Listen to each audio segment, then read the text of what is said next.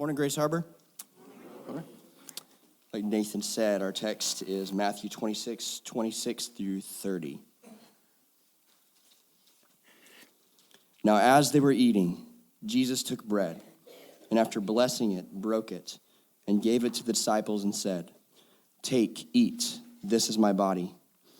And he took a cup, and when he had given thanks, he gave it to them, saying, "Drink of it, all of you, for this is my blood of the covenant, which is poured out for many for the forgiveness of sins.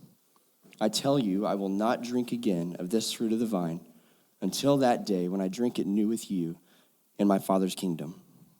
And when they had sung a hymn, they went out on the mount to the Mount of Olives. We hear this text read every Sunday, because every Sunday we come to the Lord's table together.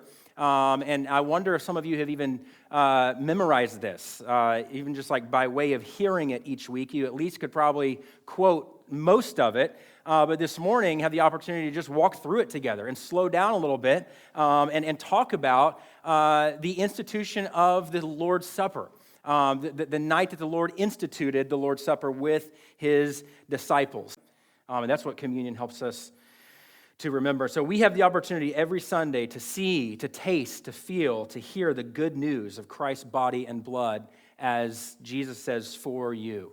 Man, isn't that amazing? Jesus doesn't just say for some random group of people, but he makes it personal by saying for you. And so the supper is not nothing. That's not what I meant to say. The supper is nothing if not fellowship with God and with one another. In verse 27 of our text, he says, when he had given thanks, he gave it to them, saying, "Drink of it, all of you." In verse 29, he says, "I will not drink again of this fruit of the vine until that day when I drink it new with you." It's fellowship with God. It's fellowship with one another.